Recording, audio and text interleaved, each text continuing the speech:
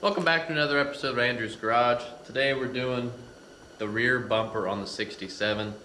So I want to be able to replace the top on it, clean it up, get it painted white, and then tomorrow I'll be able to clear coat it. So just want to be able to get this guy buttoned up and finished and get it ready.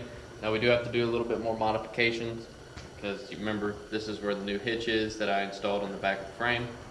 So I don't want this to be like this anymore. So more than likely I'll end up cutting through here, removing this bottom panel. I'll end up slicing it sideways through here. And I don't really need a lot of strength in this bumper because it's not going to be a bumper pull no more.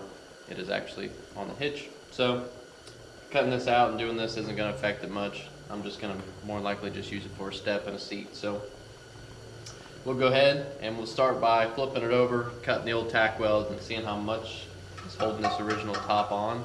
I don't think it's too much. And once we get it removed, it'll give us a nice template to lay a new sheet of metal on, mark it out, and start going from there and working the best we can. Try to match these angles that the bumper has on it. Try to keep a couple of them in good enough shape in order to get the angle. And then we also need to be sure that we keep this distance the same so we don't interfere with anything that we got going on. So it would be a lot better if I had the bed on it so I could put it on and off, but I don't. So waiting on a fuel pump and some other things, so we'll just go ahead and do it and hope for the best.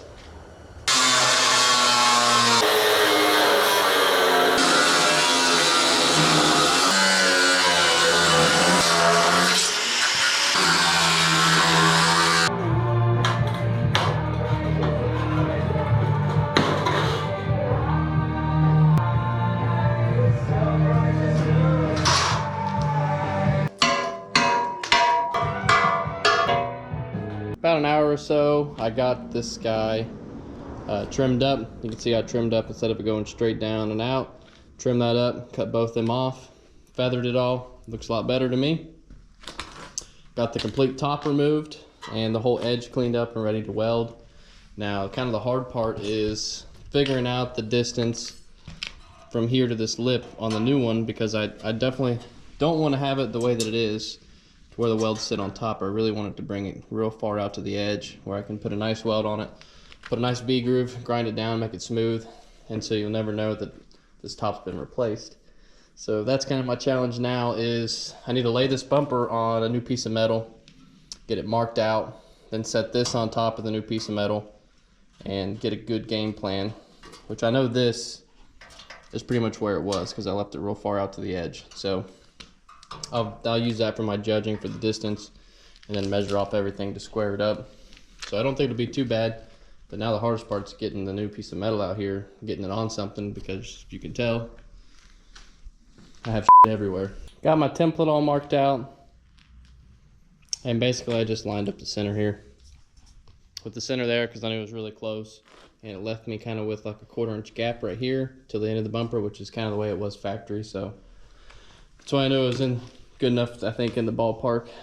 So got my edges rolled around, and these bumpers from the factory weren't perfect.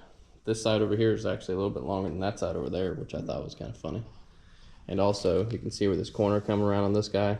Step back a little bit to get to the bend. You can see where this corner came around on this guy and then stepped back like a 1/4 inch, and that's actually the way that bumper is right there at the top piece. So thought that was kind of funny, and I'll redo it here so it just continues off this 90 and rolls around and hides it. And I'll do the same thing over here because it ain't that big of a deal to go ahead and go like that. So I'll go ahead and make them uniform. So other than that, it is ready to cut out. It looks like a lot of cutting, but I don't think it really is. Around here, up, go ahead and cut out the center section, let it fall. Around here and up, and then I'll do the nice long one. That's gonna eat up the cutting wheels, but I only have 3 left, so hopefully I got enough to get through here.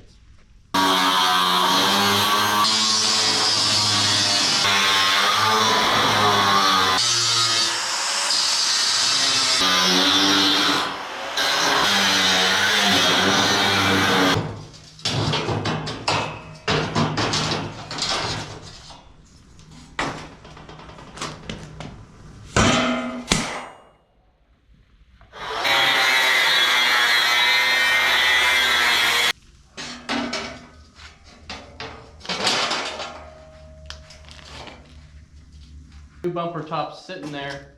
I've tried it both ways because it's pretty much identical, but it does fit better the other way, which is the way that I marked it out for. But I got to score down this line here and get almost through it.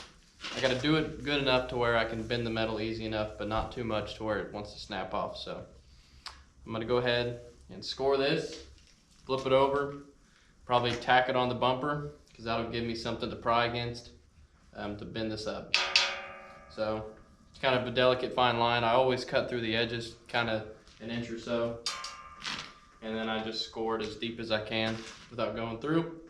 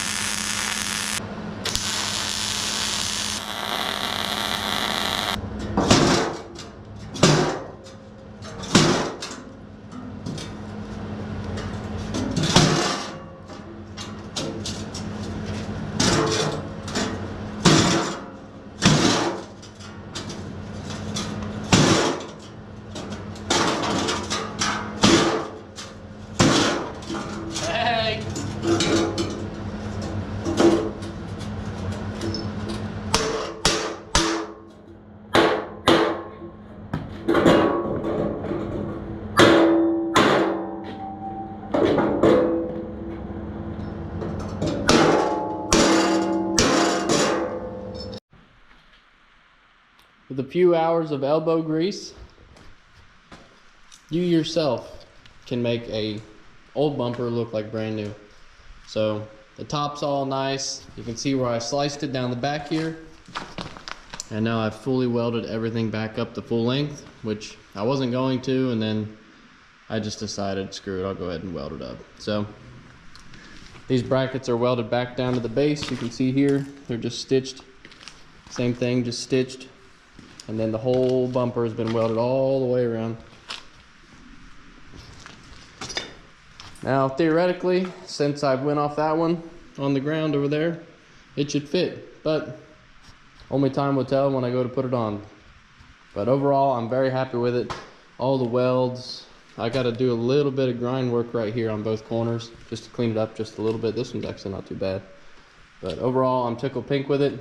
And the next step, I'm gonna go ahead and mix up some white paint, get this guy painted white tonight, let it dry overnight so I can clear coat it first thing in the morning. So then this is done and I can start unwrapping the truck and the bed and getting it ready, because I will be purchasing a fuel pump here sometime next week. Once I get a truck to the scrap yard, I'll take that money, put it in the fuel pump, and then the bed should be able to go back on. So we're still moving along, slower pace than usual, but we're kicking it. All right, got the bumper all prepped out, got it flipped down. It's gonna be a little bit tough to flip it back over without putting my fingers in it, but yeah, it's gonna be whatever that is. But it's ready for paint, and that's what we're about to do. It's flipped upside down. I'm gonna shoot in here first, get on my back sides. I'm not really concerned about the wires, I'll never see them. So paint right over them. I'm gonna paint through here, back side, flip it over, and then do 2 coats on the other side, and that should be golden. So pretty excited to see how it'll look. Hopefully this will dry overnight. It's starting to rain, but I got it pretty warm in here, so hopefully it'll all work out and won't get all weird. And that's how you turn an old crusty bumper into something that you could be proud of. And it really just took a couple days, a little bit of elbow grease, and a little bit of tractor paint, and dreams do come true. So I'm happy with it. I think it turned out really nice. I think it'll be a nice touch on the truck, nice refresher. And I'm interested to know how the hitch and everything will look with it. But that'll be on a different episode, and you'll catch it here on Andrew's Garage. Thanks for watching.